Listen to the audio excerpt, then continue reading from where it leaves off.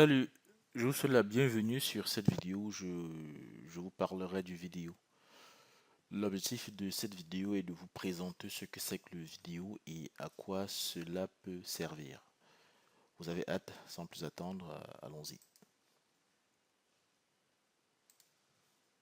Donc au menu de cette vidéo, nous allons aborder tour à tour ce que c'est que le vidéo. Vidéo si vous le préférez. Nous parlerons du vidéo en détail, les composants, quelques scénarios de déploiement de vidéo et nous parlerons du choix à faire entre le vidéo et le LVM, s'il y a un choix à faire. Et après, ce sera à vous de passer à l'action, hein. Ce sera à vous de décider. Donc, c'est quoi le vidéo? Le vidéo, c'est tout simplement l'acronyme de Virtual Data Optimizer. Donc, c'est un anglicisme, hein. C'est une fonctionnalité Linux qui vous permet d'implémenter la déduplication, okay, et la compression de la donnée et le provisionnement dynamique. C'est quoi la déduplication? Eh bien, la déduplication, c'est un principe qui permet de compresser les données qui peuvent être présentes en double ou bien de façon multiple sur un support de stockage. La conclusion de cela, c'est que vous gagnez en espace. Donc, en gros, le vidéo vous permet d'occuper moins d'espace disque. Donc, au niveau bloc, vous avez un fichier MP3 par exemple qui est la chanson Tube de l'été par exemple. Si ce fichier est présent dans plusieurs dossiers, eh bien, ce fichier n'occupera pas autant de place que d'occurrence du fichier sur le disque. Expliqué comme ça, vous comprenez que ça vous permettra donc de gagner en espace. Alors, quels sont les composants du vidéo? Le vidéo a deux principaux composants au-delà du disque, hein, le disque qui est inhérent à l'infrastructure sur laquelle nous allons implémenter le vidéo. Le vidéo est composé d'un index, hein, l'index UDS, qui joue un rôle important. Le rôle est primordial car à chaque fois qu'une donnée sera copiée ou créée sur le disque, une comparaison est faite pour s'assurer que cette donnée n'existe pas déjà. C'est ainsi qu'on se rassure qu'on ne perd pas de l'espace et que le principe de la déduplication est appliqué.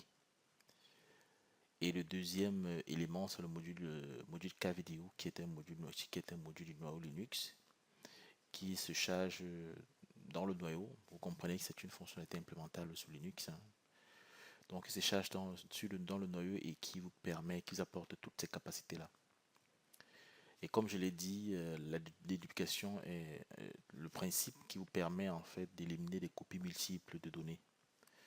Et grâce à ce module KVideo, n'est-ce pas, vous avez la possibilité d'implémenter ce principe de déduplication. Après la compression de la donnée, je vous explique plus ce que c'est. Une donnée compressée occupe naturellement moins d'espace sur le disque.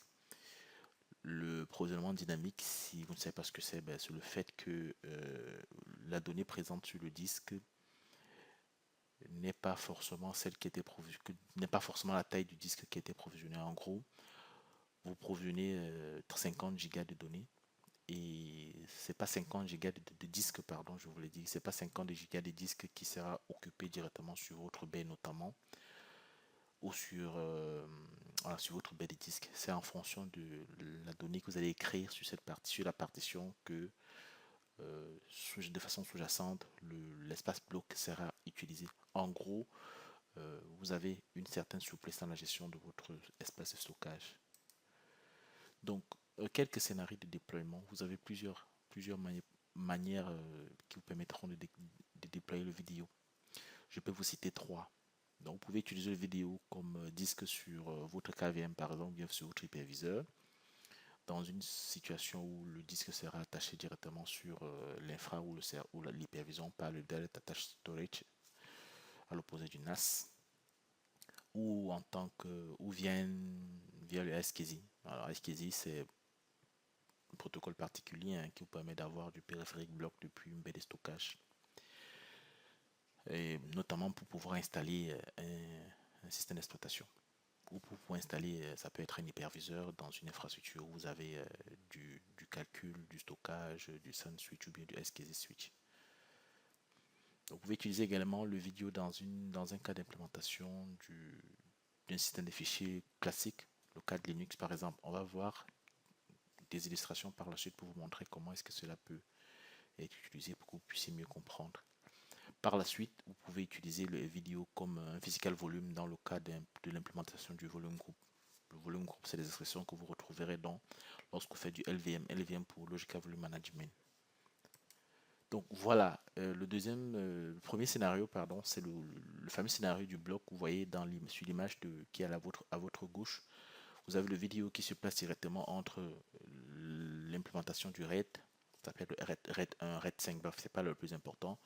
Vous avez votre serveur physique, ça peut être du Dell, ça peut être du HP, ça peut être ce que vous voulez. Et votre serveur utilise voilà, un volume RAID, ça peut être du RAID 1, ça peut être du RAID 5, ça peut être du RAID 10. Et avant d'installer l'hyperviseur dessus, ça peut être du KVM dans notre cas, ça peut être une solution de Red Hat ou bien d'Oracle. Vous implémentez du vidéo dessus. Donc il faudra que le matériel qui fournit le volume RAID supporte cette fonctionnalité. Il y a des cas où ça existe. Une fois que vous avez fait de l'hyperviseur, installé votre hyperviseur, vous pouvez créer les VM. Donc les disques des VM de votre hyperviseur seront eux stockés sur le volume de RAID avec l'usage du vidéo. Ce qui fait que si vous installez plusieurs systèmes Linux de même type, vous voyez l'espace que vous gagnerez. Parce que voilà, vous avez le même volume bloc. Vous avez un volume bloc qui est partagé entre plusieurs machines virtuelles. Ce volume bloc n'occupe pas autant d'espace. C'est un gain d'espace phénoménal et incroyable. À droite, vous avez le cas du vidéo qui vous permet d'exposer un SKZ target.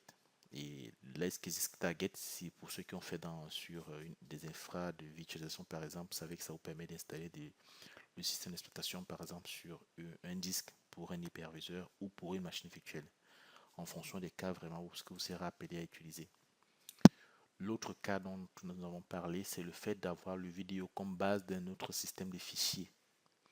Bon, rappelez-vous, prenez l'exemple d'une machine virtuelle Linux sur laquelle vous voulez mais créer un disque, un système de fichiers pour les fichiers, par exemple du NGED. C'est des cas notamment où on rencontre souvent des fichiers qui sont multipliés, qui sont présents à plusieurs reprises sur le disque. Donc c'est des cas d'espèces où vous pouvez utiliser le vidéo. Un fichier par exemple qui est une note d'information multiplié par le nombre de comptes clients. Le fichier n'occupera pas autant d'espace que de clients. Le principe de déduplication fera que ce fichier n'occupera pas trop d'espace. Dans le cas du LVM, bah, c'est à peu près pareil que le cas du file system, sauf que là, le vidéo est le socle de votre implémentation LVM. Donc vous avez le vidéo juste en bas et au-dessus de vous implémenterez votre LVM. Donc logiquement, vous aurez votre physical volume, votre volume group et en plus, ensuite, vous aurez votre logical volume sur lequel vous mettrez votre file system. Donc voilà, c'est la différence ici, c'est du logical volume classique où en bas vous avez des partitions de vos disques. Au lieu des partitions normales, vous faites du vidéo, ce qui fait que vous bénéficiez des fonctionnalités dont on a parlé tout à l'heure, de la déduplication, de la compression et du provisionnement dynamique ou ting provisioning. Donc, et maintenant, une fois que vous avez entendu parler du vidéo, est-ce que vous avez à choisir entre le LVM ou le vidéo? Non, il n'y a pas de choix à faire. Les deux n'entrent pas en concurrence. Donc, clairement, non. Les deux peuvent fonctionner ensemble pour vous apporter une certaine souplesse et un gain phénoménal dans la gestion de votre espace. Donc, ce n'est pas des concepts à mettre en opposition. Ce n'est pas l'objectif. Par la suite, vous pouvez choisir de mieux apprendre sur les vidéos. Vous avez le choix, n'est-ce pas? Le choix de la documentation de Red Hat par exemple, explique bien de vidéo. Et dans cette vidéo, j'ai utilisé par exemple des illustrations venant du site de Red Hat. Il y a des blogs sur Internet qui peuvent en parler. Vous pouvez faire de la recherche dessus. Il y a des vidéos également qui peuvent en parler. Donc cette vidéo par exemple est une vidéo qui parle du vidéo comme quelques vidéos que vous pouvez rencontrer. Autre possibilité, c'est que vous pouvez vous former. Eh bien, on parle de vidéo dans une formation Red Hat, par exemple, la formation Red Hat Certified System Administrator, le RHCSA, qui est une formation que nous lancerons à la fin de cette année. Donc, si vous êtes intéressé, n'hésitez pas à remplir le formulaire présent dans la description de la vidéo. Un membre de l'équipe prendra attache avec vous. Voilà. Donc, si vous avez apprécié, moi je vous dis merci pour votre attention et à bientôt.